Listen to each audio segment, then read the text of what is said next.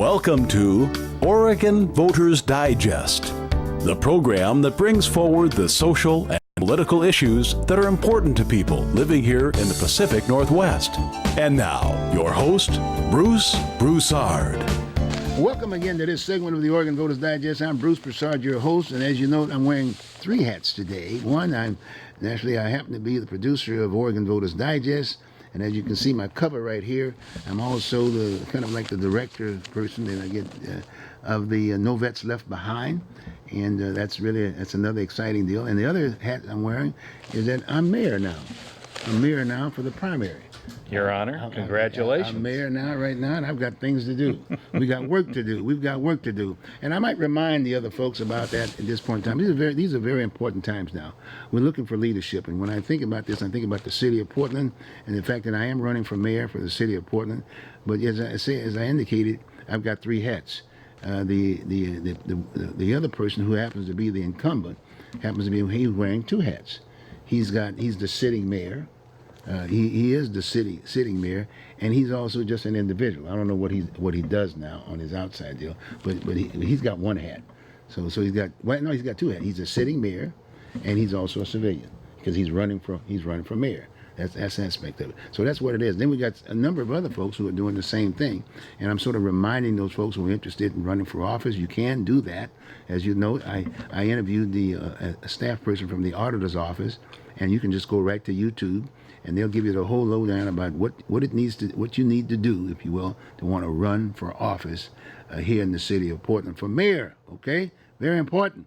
And again, make sure those mayoral candidates who are interested in running, you give me a call at 503-701-0457, and I'll have you on the show so you can come over and share with us, i.e. what your platform is, what you plan to do, and make sure you also it also reflects how did it better our relationship and our livelihood here in the Portland metropolitan area. Now you got to come with that message, because otherwise I'm gonna throw it out to you, and otherwise I won't embarrass you. We'll talk before you get on the show, because if you don't have anything to say about your platform and a solution to some of the issues that we have, then in all due respect, I would just say just go back home and do a little bit more study and work on it. And then sometimes I'll be available for you. And if you're a vet, I will definitely get involved with you. Okay, good. So with that gives you sort of a feel for I'm here now and I'm working. And how am I working today? Guess what? Transportation is going to be a major issue in our city of Portland. And in fact, presently, one of the city commissioners, Udaly, happens to be running for office also, too. So that's important that we have an idea of what her job is. She's got two hats now. She's running. But transportation is a major issue here within our corridor, definitely between the state of Oregon and Washington, in the southwest aspect of it. So I thought we'd kick off this particular show with an expert. As far as I'm concerned, an expert. I had a relationship with him when I was flying. I think I was flying on the land. I think he was in the air aspect of it. But my dear friend John Lay, how you doing, John? Bruce, better than I deserve, my friend. My Thank you. Now we may call him a transportation activist only because he's got so much knowledge. I mean, he's got so much knowledge. He's going to probably be on this show on several different occasions talking about various things. And what I'm talking about is that CRC, Columbia River Crossing, was a big issue here in our area. Now all of a sudden, it's gone beyond that point. We could have picked this thing up for maybe about $1 billion, and then we were done. But unfortunately, a lot of things happened. There's a lot of history there about what happened. And guess I've got the right guy here to bring this back to the table with us. And we're going to do that. But that's an issue. But the bottom line today, and he's got other issues that we can talk about, transportation, and maybe the new group, if you will, and maybe some suggestions to educate people, especially the public who are the paying public, if you will. The paying public is very, very important that you know what that's all about, because you're going to have to pay for it. We paid a very dear price last time, and when you see those figures and when you hear those figures from John, it's going to blow your mind. So this time we're going to educate you so that when you start hearing things like toll and what it costs and renderings and this, that, and the other, you're going to be very specifically to the bottom line of this issue aspect of it. So today we're going to learn a little bit more about John in regards to who he is by talking about tolling, because that's something that's going to impact the pocketbook big time if it happens, and also impact community and things of that nature. So with that, John, welcome aboard.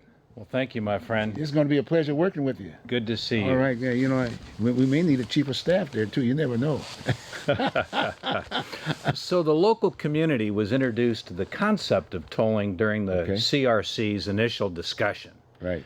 Because they were proposing, the price tag kept changing, but ultimately it was a $3.5 billion project that they looked at the two states, each kicking in $450 million, total $900 million. They were going to get around $850 million from the feds to pay for the light rail portion of it, and then there was the rest of that check. What the plan ultimately was to borrow that money, but then how do you pay the borrowed money back? Well, that's where they came to you, me, and our fellow citizens, and they were going to have tolls, and that was a huge part of why the CRC got killed. They were looking at the time potentially $8 each way, $2,000 a year out of the pockets of the average citizen crossing the Interstate 5 bridge to help pay for borrowed money. And there's a whole host of things we can get into, buddy, but that's how we got started on tolls a decade ago with the CRC. Now, what about the proposal to date? So, what's out there that's getting ready to be? Well, we've been told, if you will, that we're gonna need some bridging, some communication. We got to resolve this still. But then the impact it is having on communities and things of that nature, the toll piece and whatever. Why don't you share that with us a little bit? What's being proposed, you think? You bet. So the Oregon State Legislature in 2017 debated a transportation bill. How do we fix our roads, new bridges, expand highways, do all the things around the state?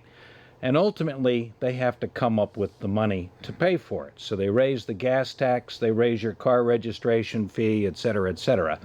Well, somebody late in the game threw in the idea, why don't we study tolling? Now, none of the money from the study of tolls was going to be used for any of the projects that they talked about in that legislation in 2017. But the legislatures just said, we want ODOT to study tolls. So for a year, they put together a policy committee, a lot of things in the press that studied the concept.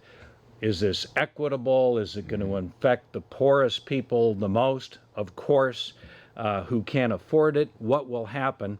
One of the most stunning things that jumped out at me when they were discussing it was that presently we don't have enough freeway and highway capacity in the region, and therefore 80,000 vehicles are diverting onto side roads today before we do a single thing. Well, they were talking about the toll they didn't use the word punish, but that's what it was. It was a negative incentive that would force people off the freeways to improve traffic congestion. Well, the ODOT staff and their consultants said if they tolled I-5 and I-205 from the border with Washington down to where they meet near Wilsonville, an additional 50,000 vehicles would divert onto side roads. That's into our neighborhoods, near our schools, small businesses, communities. They're already a mess. We all know that. We live it every day. But can you imagine 130,000 vehicles? And it just phenomenal, number one. Number two was this is just the test, tolling I-5 and I-205. If that works out how they hope, they then want to move forward, look at tolling I-84, I-405, 26, all the major highways in the region, which of course would cause even more diversion, not to mention additional negative impact for the average citizen, the single mom, the single dad trying to deal with kids, hitting their pocketbook, huge financial issues there. Where are they having those kinds of discussions? Well, and so they had for about a year this policy advisory committee, and they had 25 members of it, 3 from Southwest Washington, and then a host from all 3 counties here in the Portland metro area. There were government officials on it. There were elected leaders from different county councils and whatnot. And they met, heard input, and ultimately they made a proposal that then went to the Oregon Transportation Commission. So then the Oregon Transportation Commission held hearings, and at the end of last year, they submitted a proposal to the federal government to begin the test and the implementation of tolling on I-5 and I-205. What their initial proposal is only to toll a small part of I-5, basically on the south end from Multnomah Boulevard, on the south end up to Going Street in North Portland, and then on I-205 it was going to be from the Abernathy Bridge area out to about Stafford Road, and they want to do the test there and see if they can learn from all of that. But the ultimate goal is to toll all of I-5 and I-205 and then expand it to all the major area highways. Wow, wow. You know, as we're talking about this locally, sometimes I'll go in other areas. For instance, I'd be interested in, is there a tolling issue in the Seattle area or other areas that you might have had some background on in terms of its impact on the citizens? It was an amazing thing that you mentioned that, my friend. So these consultants were sharing with the 25-member PAC committee members, as well as the general public, different scenarios, where's there been tolling around the country. And they would introduce little snippets of truth, but they would often leave a lot of it out. And so they talked about I-405 in the Seattle area. Just like we have a bypass I-405 here, they've got one that's, think of us in the Portland area, I-205. That's I-405 in Seattle. Okay. It's their major bypass to the east of I-5. And it serves a lot of communities, multiple counties up there. What they failed to tell, they says, oh, it's wonderful and we're doing all of these great things. Well, it's wonderful if you can afford to pay the $10 each way that the max toll is up there. And it's not always tolling at $10. It could be $2, $1.50, $3. But they said this is wonderful. What they didn't tell you was what was the impact on the other lanes of traffic. In fact, another aspect of them selling this is that the ODOT proposal is to build no new lanes for cars, trucks, anything. And the federal government says you're only allowed to toll interstates if you build something new. A new lane, a new bridge, a new freeway, or if you're replacing something like replacing the interstate bridge or something else. But so generally, no, you can't do that. Well, in Seattle, they promised the citizens they would build a new general purpose lane on I-405 if the people voted for the tolls. The people says, yes, we're congested, we need this, and they voted for it. And roughly 6 to 9 months before they started the tolls, they said, oh, this is not a general purpose lane for everybody to use. This is only for HOV and people willing to pay it. So it was a bait and switch. Wow. And the staff didn't share that with the Portland community or with the PAC committee. Hearing all that, they kind of left that out. Ultimately, what do we know today as a result of the tolls on I-405 in Seattle?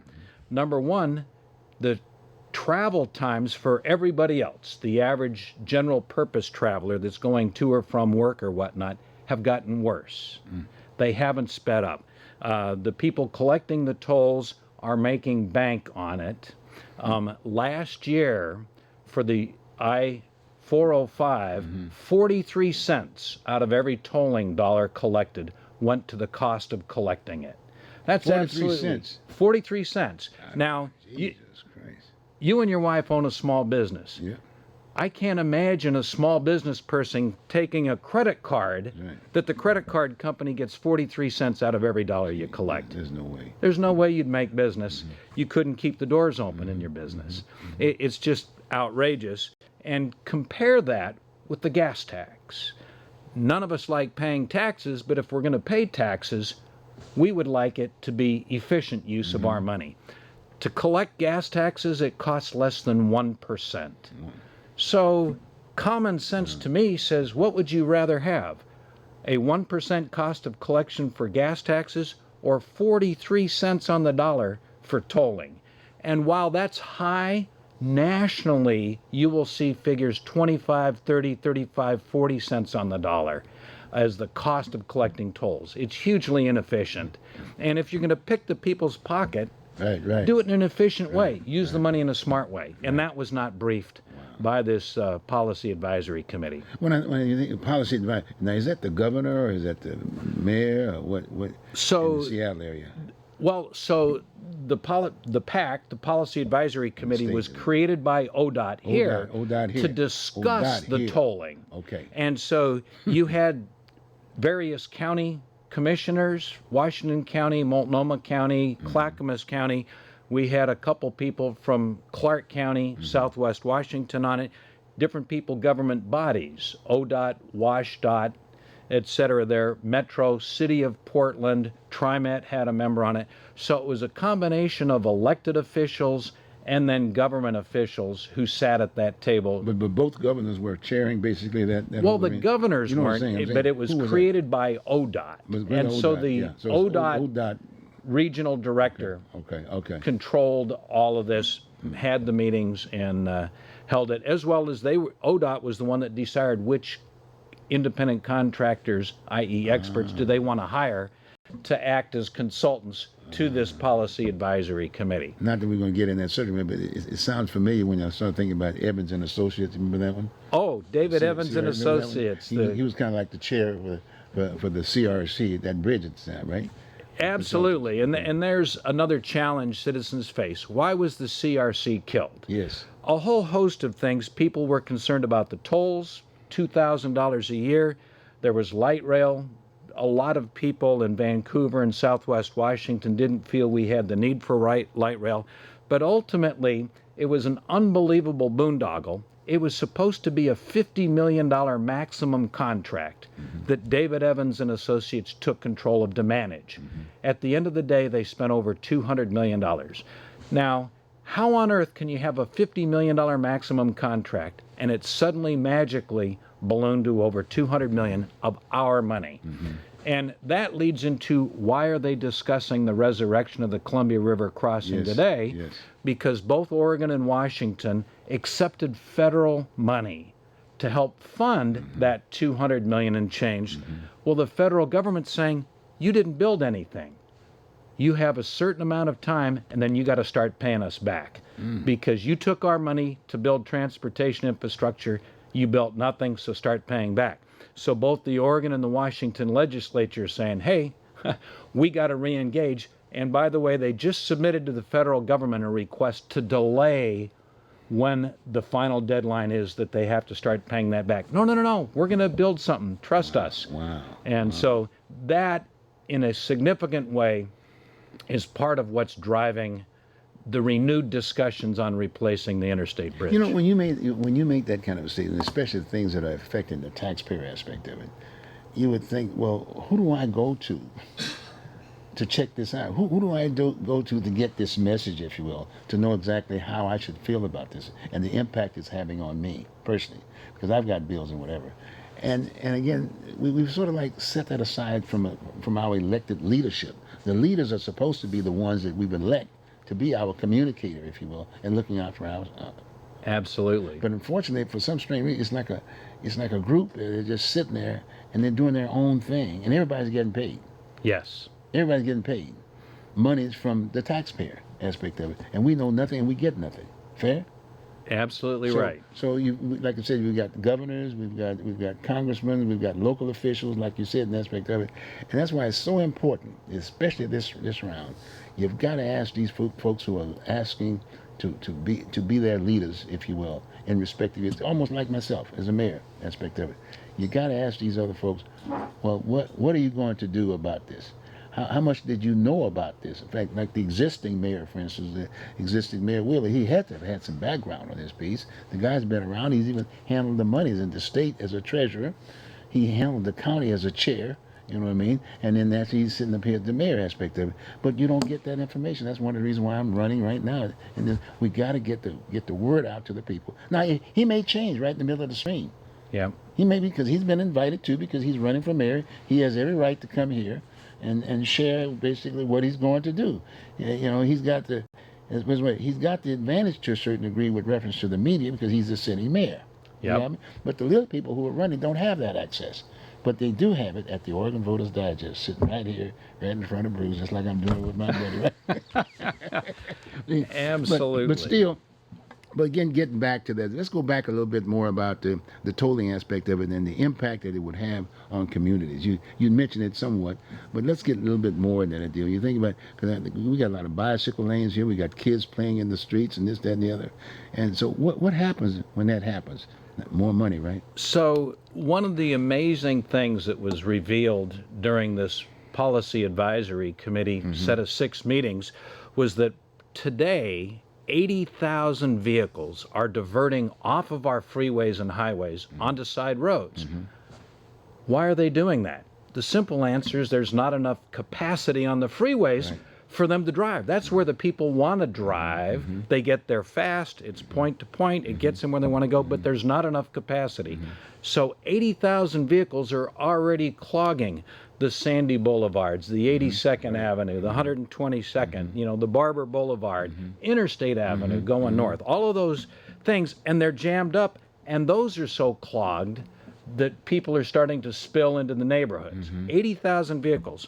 Well, one of the things that this consultant revealed was that if they toll all of I-5 and 205, starting at the border with Washington down to near Wilsonville where they meet on the southern end, an additional 50,000 cars will divert. Where are they going? They're going into our neighborhoods, into our communities, near our schools, hospitals, businesses, whatever. It's going to make a bad situation an absolute nightmare. And I mean, there's the safety aspect of that for the kids. There's the quality of life for people in the neighborhoods. I mean, how many times have you driven through a neighborhood and seen the little speed bumps there? Oh, yeah, big time. You know, because that's the people saying there are already too many cars now zipping through my neighborhood and it's unsafe for my kids. So city, will you put a little speed bump here to slow them down? Or put a roundabout in the middle of the intersection that will slow the cars around. So we see that all the time. And in a sense, those are symptoms of the bigger problem. There's just not enough capacity on the major freeways and on the major arterials. And that's when you're talking about expansion. Is that what you think about expanding? Yeah. And other lanes and that kind of stuff. Okay. You know, and therein lies tolling a great discussion in terms of the last time the Portland metropolitan area did a major expansion of capacity for cars and trucks was I-205. It opened in December 1982. And it was amazing. The plan actually was to build what I call a ring road. Okay. Any major city that you go to around the country or in the world has a ring road where people can avoid the crowded inner core if they don't need to go into the inner core.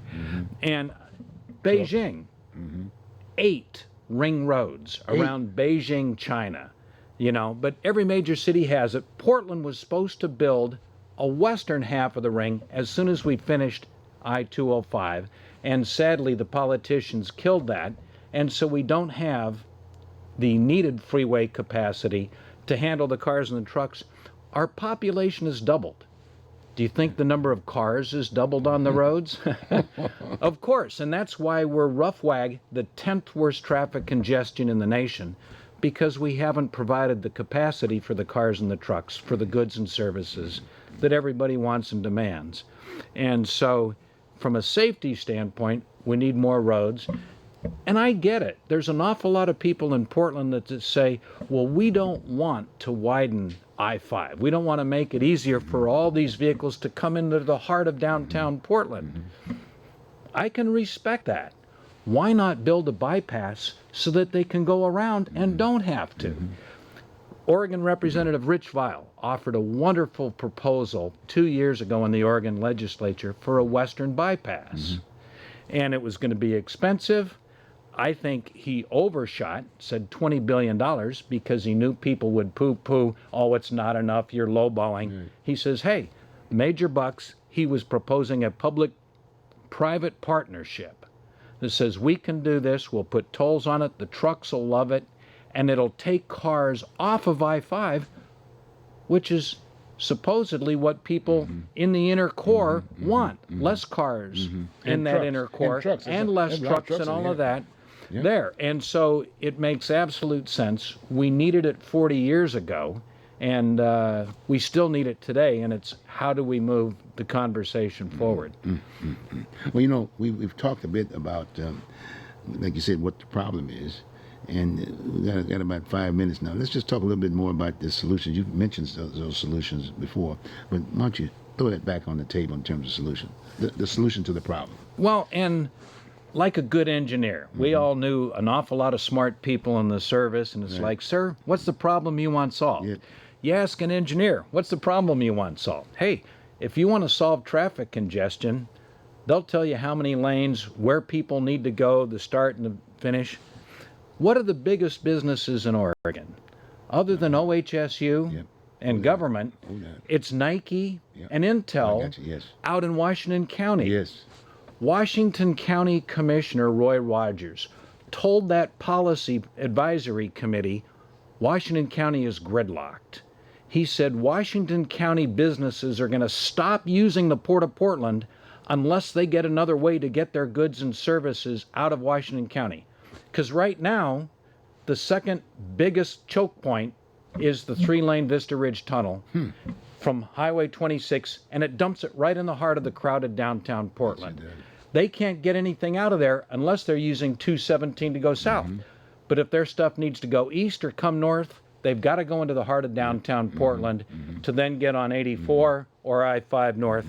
That makes no sense. And it's gridlock big time. Yeah. Almost 24 hours. You know, and so the name of the game for me is, what's the problem do you want to solve? And is this proposed solution, will it solve it? Which swerves into, they want to spend $500 million on the Rose Quarter.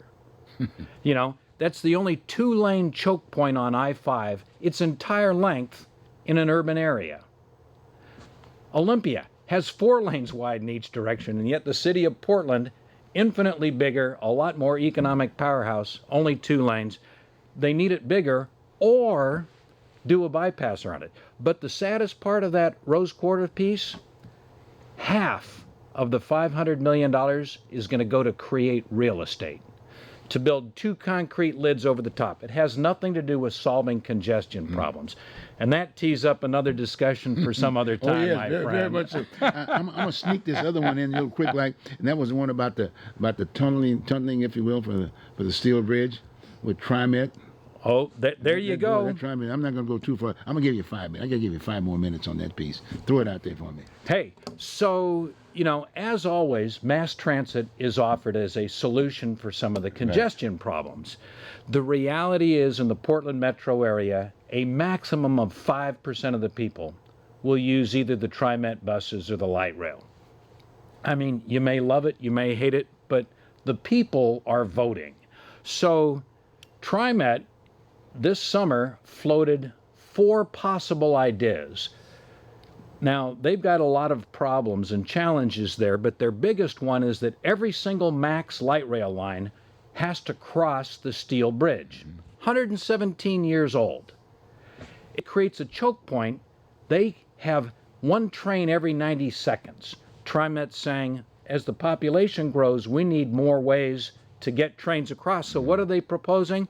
They've got 4 ideas, but the most expensive one is a $2 billion tunnel from Lloyd Center to Goose Hollow, and they say it will save up to 15 minutes. How do they save the 15 minutes, my friend? This makes absolutely no sense, my friends. They're going to eliminate a dozen light rail stops between Lloyd Center and Goose Hollow. Wow. How does that serve the people? My goodness. And $2 billion, easy number. What does a mile of freeway cost? About $10 million. How many miles of freeway could we build in the Portland metro area to handle the traffic congestion for $2 billion, which is what they want to spend on this tunnel if it goes forward? Wow. And then when you start thinking about that kind of money, it's not $2 billion, it might be $4 billion, if you know what I'm saying. I hate to put it that way. Oh, I had a TriMet staffer.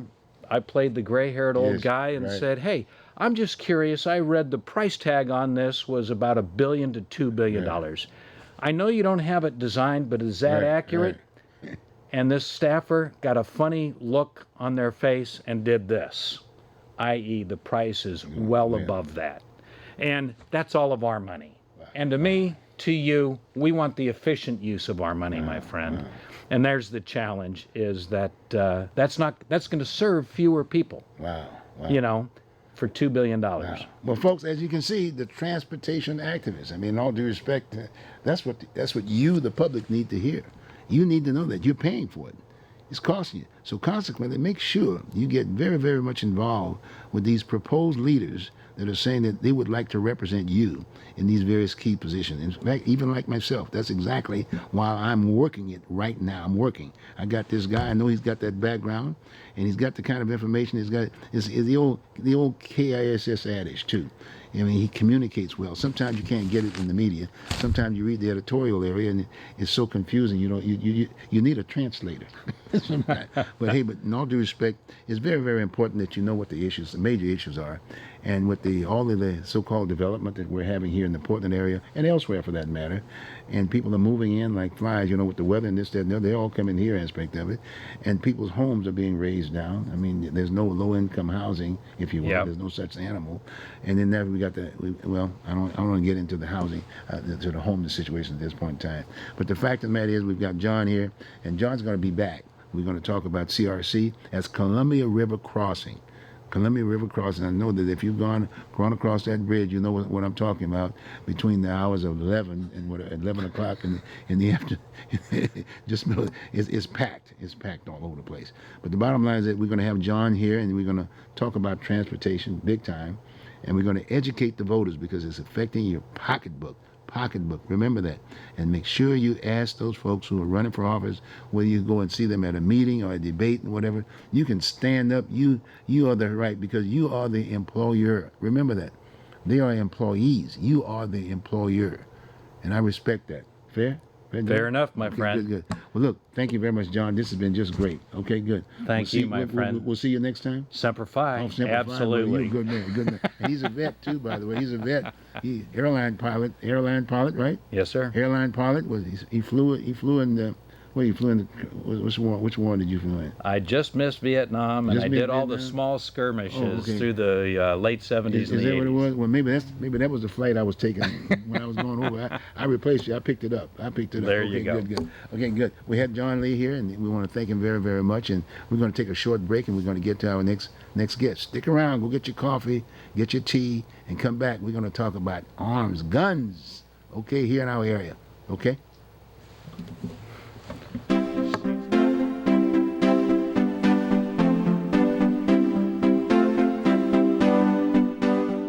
You are watching Oregon Voters Digest. This program can be seen again on these channels on these dates and times. Tell a friend.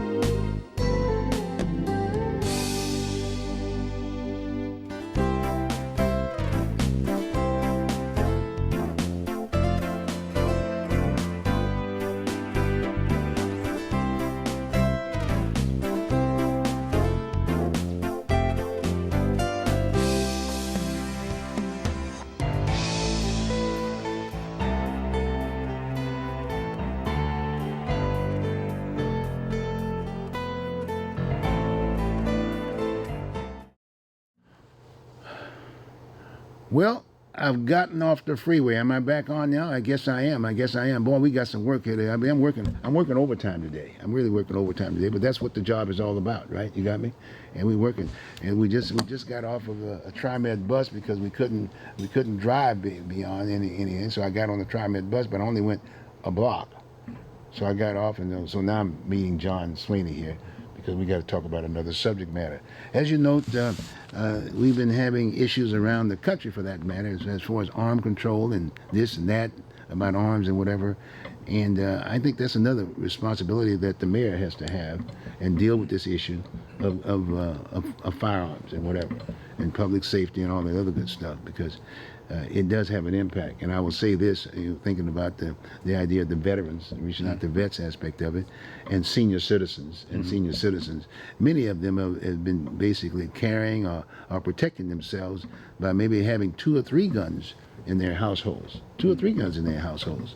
And the bottom line, you ask them the question, well, why are you having 2 or 3 guns in the house when you're back here at the States and whatever? Bruce, is all about safety. I mean, I can't have anybody knocking on my door in the evening and whatever, and coming in and causing all kinds of havoc and all kinds of things, stealing, whatever. But the bottom line is that they're afraid. They're just afraid. And that's what they're saying. And I made that statement once before, and then I asked one of the guys, I said, well, that I was talking to, I said, well, what are you going to do? I said, well, Bruce, I'll tell you this, what. He says, if anybody knocks on my door at 2 o'clock in the morning, has no business being there, I'm going to shoot first and then call 911. I mean, that's how bad it is. And so we need to discuss this issue. And most of the leadership that have been sitting up there for years and years and years, if you will, for some strange reason, just patting. They do nothing. They do nothing. And so anyway, we need to talk about that whole issue about safety and what kind of things we can talk about from the city of Portland standpoint, requiring certain policies, if you will. Because a lot of senior citizens shouldn't even have any weapons, for that matter. You know what I mean? Because they're getting of age, and we got many veterans that are PTSD, and you know these guys are, in all due respect, they're committing suicide. I won't mention the numbers because it just really tears into me when I think about that. You know what I'm saying? Because in all due respect, my son committed suicide along that line, but it just still impacts me, but it impacts a lot of folks, a lot of these veterans that are out there, and that are senior citizens. I'm talking about the Vietnam era kind of folks. So we have to address this issue. So with that, I got another activist here. You might have seen John Sweeney here on the show before. John is he used to be a Multnomah County. What was that position you had at one point in time? I'm the past president of the Oregon State Shooting Association. Okay. But what was that office you held for one time? I was with the Multnomah Education Service District, yeah. So he served once before aspect of it, but he's been serving ever since then, by the way, on all kinds of things. So, but in all due respect, he has spent quite a bit of time in regards to the whole issue of weapons and the like and whatever. And so it's going to be a pleasure having John get involved and share with you, because he's got the information. It's just a matter of the leadership a lot of times that we have and that are about to be elected don't have that background. They just don't have the resume. And so as a result of that, we got to bring that to the table. That's one of the reasons why I'm running for office. That's one of the reasons why I'm educating and training, if you will, in the primary of all the mayors who are going to be serving from now until May. Okay, everyone that files to run for office. And by the way, you're welcome. Come on board. But everybody will be a mayor during that particular period of time, because you got to have something on your mind about what the problems are and what are the solutions. And so weapons are a major problem in the metropolitan area here in Portland and in any other areas for that matter. It's a problem, okay? So with that, John, welcome aboard.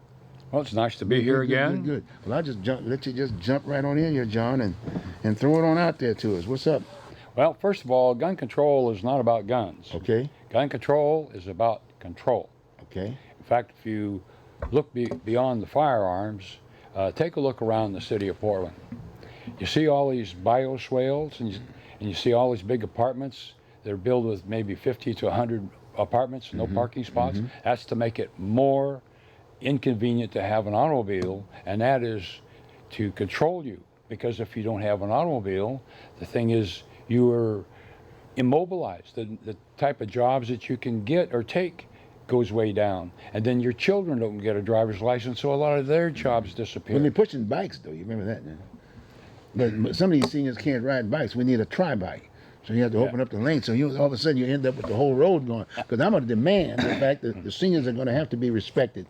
Under my mayorship aspect of it, you got me? So if they're going to be pushing that issue with the bicycles, I'm going to make sure we got lanes big enough to get a tri-bike on that. You know what I'm saying? And then maybe get the scouts or somebody to do the driving. But seniors need to get out of their house too. But anyway, that's another discussion, another issue I'm toying around with. And the deal is the present mayor is a gun control advocate. And one of the things is that the cities with higher restrictions, there's a new phenomenon in being politically correct. It's called hot burglaries. Okay. Does that mean the burglar Hot comes burglary. into your house and he turns up the thermostat? Yeah, is that no, what it it is? means the people are there. Okay. And if you go to the eastern cities where people don't have access to firearms, the deal is the hot burglaries are running about 40–45%. And I've had a couple friends who have had to deal with that, and and one of them was a Korean War veteran. He says that was worse than being in Korea, because you had your enemy, but you also had your family that you didn't want to hurt in the process. Exactly. And you have, like out west, where more people have more firearms, the thing is, the times that you're going to have a hot burglary is only about 10–12%. And they interviewed the people who do house break-ins. They normally do it during the day when people are gone. Well, once in a while there's people home. But that is the thing is that because the thing is the criminal element of the population is only 2% of the population, and half of them are into white-collar crimes. Think of Bernie Madoff, who stole billions of dollars for decades. But then you have the ones who are into the 1% that's into the physical crimes. 6 out of 10 are into stealing your stuff. They don't want to confront you. They want to steal your car. They want to break in your house and get your stuff. But only about 4 out of that 1% are actually where they're going to pick your pocket to kill you or something in between. And But again, let me stop you. Don't forget about seniors. Most of them are living in their homes. They can't go anywhere. They're there during the daylight hours. And those pension checks come in. Those pension checks, people know what those pension checks are coming in, the mail aspect of it. And there's a lot of burglaries along that particular line. And there's a lot of things that's happening with reference to guns during that particular time that we don't hear anything about. well, the thing is that now I'm 79 now, and I kind of give up the hard kicking guns because but the deal is the influence of firearms. So the fact that say that you don't have a firearm, but the deal is your neighbors do, so that usually you're not going to have people coming during the day. But the thing is, for senior citizens, that's all they have. And the fact is, like the city of Portland, they have fewer and fewer police officers, so it's going to take longer and longer to get there. And like we say in our movement, the deal is when seconds count, the police are only minutes away. And if you want to get an idea of what that's like, is watch a boxing match when you see two evenly matched guys, what they do to each other in 3 minutes, and you figure, you know, you're over 50 and the thug coming through is in his 20s. I mean, the odds are not in your favor. And the other thing is, a lot of these people, they're high on drugs, so the deal is you just can't knock them around because they don't feel the pain. And the other thing, they're diseased up. Because a lot of them, say if you could beat one of them, and there's a body fluid swap, and so you end up with HIV, you've won that battle, but you've lost the war. And because your life is altered forever. And even with Hep C, the thing is the cures that they have now, they're very expensive, but they're not 100% effective. So the answer for that is you must defeat them at a distance. And at a distance means firearms. And the fact is that, you know, it's pretty easy to have a reasonably powered firearm, you know, even if it's just a .22, to do the job to save yourself. And you must be able to do that, because if you can't, well, then you're going to be paced, and that's not good. Well, as the point as you made, see, we have no deterrence anymore. I mean, a person can take a life today and be given maybe 5 or 10 years, you know, on good probation if they kill someone, right? And then they're out again. So there's no deterrent, and that's another major issue. And so in all due respect, many of the seniors that I've spoken to, especially military type, say, hey, I have a deterrent. And they let it be known that they've got deterrents and they've got weapons in their home. Yeah, when things go haywire, the deal is you have to solve the problem then and survive that time. I hate to say it, though, and I hate to keep bringing it up, but my friend, trust me, you'd be surprised the many seniors that have guns. And I'm a little concerned about them, too, because in some cases, many seniors who haven't served like we have in the military and whatever are not familiar with guns, because that was part and parcel of our training, if you will, to respect the firearm aspect of it. But many of these seniors don't really have need for weapons and they don't. In many cases, and then when they're going in to get those permits for weapons, a lot of times they just buy them and put them in the house aspect of it. But when they get those permits, there's no training. They didn't go through boot camp like we did, if you will. Well, I belong to the Tri-County Gun Club, and it has 6,000 members, and they have classes, and they have a lot of senior citizens that are coming and taking a class. And they're taking the classes to get a concealed handgun license, and in fact, 1 out of 4 belongs to a woman. See? Okay. And another big group that's getting into having concealed handgun license is also the gay community. See? Oh, really? What about military? What's your percentage of military? They just like to shoot and just kind of. Yeah, a lot of them do. You know, and like you say, they have the people that have action shooting, so they really get their skills up. And I've seen some of the people with hair more silver than yours and less than mine, and they're out there shooting the different action courses, and they would make a military MP real proud. So, but the deal is that the influence of firearms here, because half the homes in the United States have firearms in them that they know of, and the further west you come, the percentage goes up, as against, say, in some of the... What's the rationale for that? Well, it's just the way it is, and then the thing is that people feel that they need one, and they're hoping that they don't have to use one. You know, it's like a lot of military planning, you prepare for the worst and hope for the best. You know? Well, the more west you come, the more liberal we become, right? Well, there's more firearms involved, and they're trying to give the impression that we're real left here on the left coast. But you know, once you get out of the sickness of the center cores, when you get out to real people, they have a different view. And when you get talking to some of the people, and they're talking about having problems, and I've taken a lot of people out shooting, and they says, oh, they're not fun or anything like that. Well, all of a sudden when they try one out, and they're thinking, well, what should I get? You know, and in fact, I've had friends who are really give me a real bad time, and something happens in their life, and they're saying, you were right. What should I get? Yep. And I says, would you like a lesson or 2 or 3 or 4? And yes, and they get good, and one of the big problems is a lot of guys get too big a gun for their ladies, see? And a little gun beats no guns.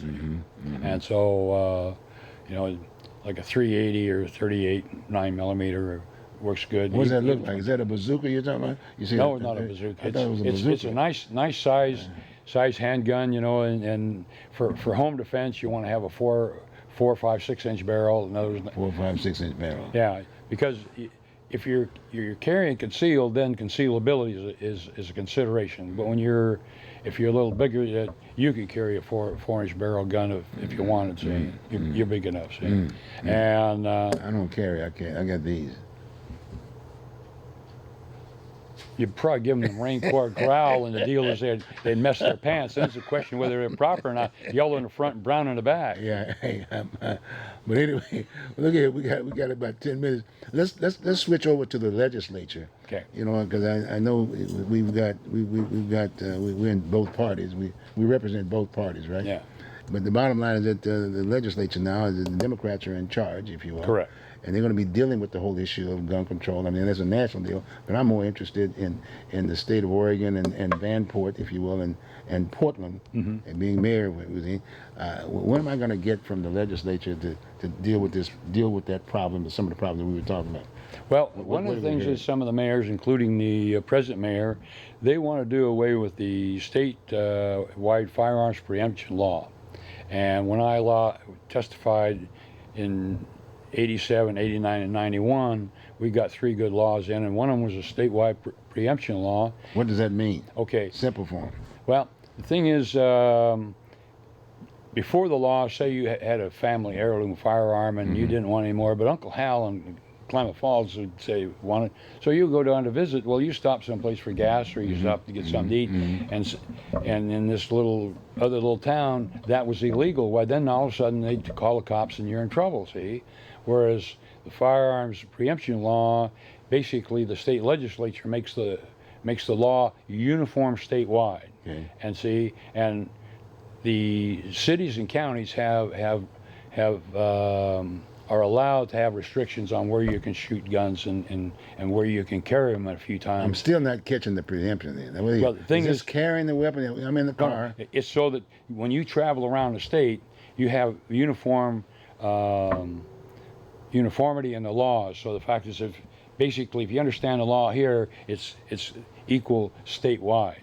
So it keeps you out of trouble and it'll save you a lot of money. And then nationally, they have the Firearms Owners Protection Act. So the fact that if it's legal here and legal there, you could travel through the undesirable areas That's with a weapon, you mean? with a firearm. Yeah. With a firearm. Okay, Right. Okay. See, So- and the other thing is that The law basically said you can't do that. Is that what you're saying? if they do away with the statewide firearms preemption Okay. law, then next thing you know, you go back to the old days when there's all these patchworks. Okay. You know, on one side of the street you're safe, and the other side you're not safe. Okay.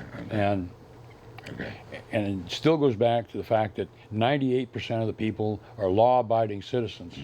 In fact, the IRS says total compliance with the IRS law exceeds 87%, and that's their statement. So most people are decent law-abiding citizens, and the fact is, it doesn't make any difference on what kind of firearm they have. They're going to obey the law. Well, thinking about your background and the time that you spent in the whole issue of firearms and whatever, what are we going to get out of the legislature with the present legislature? Are we going to get laws that are going to be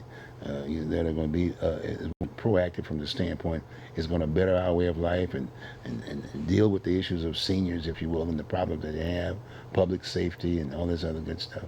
Probably What do not, you but think? you have You the said probably not. probably not, because we're going to You heard that, didn't you? the firearms community will be down there watching them real carefully. Okay. And because they know that they want to propose a lot of these laws. Right. And in fact, one of the things they talk about is like on mental health, you know, the people Yeah, that are nuts. right. Well, they have proposed laws in the past, and they've even had laws that were passed. Well, what happens when the bill gets proposed for the mental health industry comes in there and screams confidentiality, confidentiality, confidentiality, and it goes down in flames.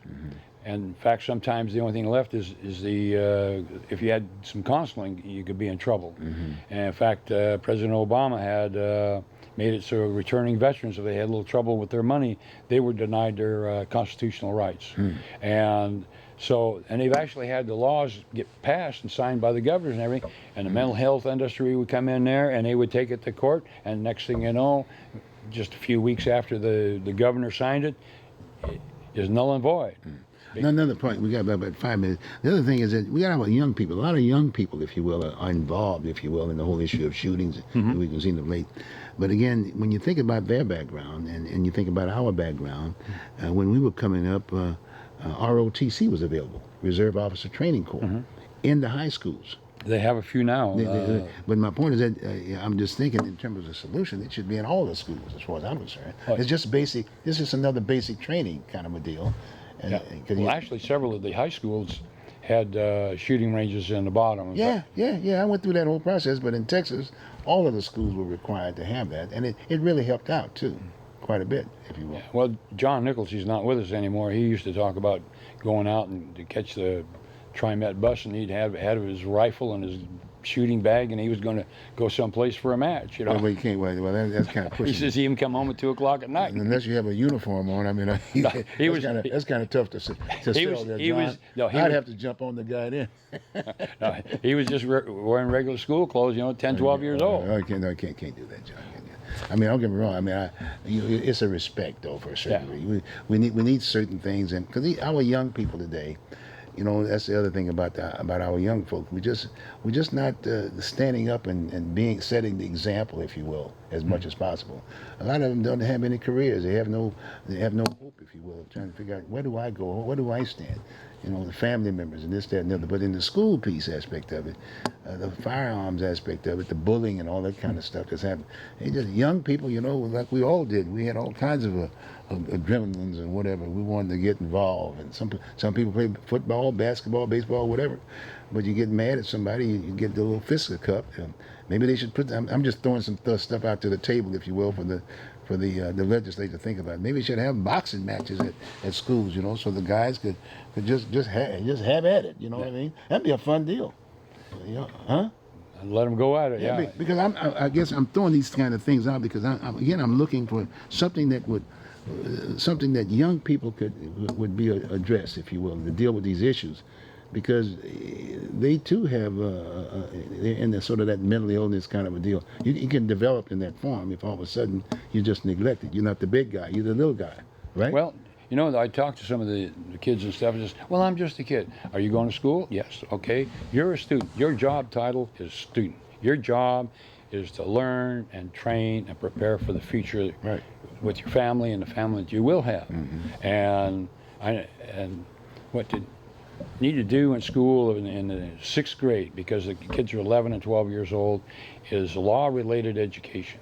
When I was on the Multnomah Education Service District Board, they had the law-related education, and the people who are running it says it was very effective.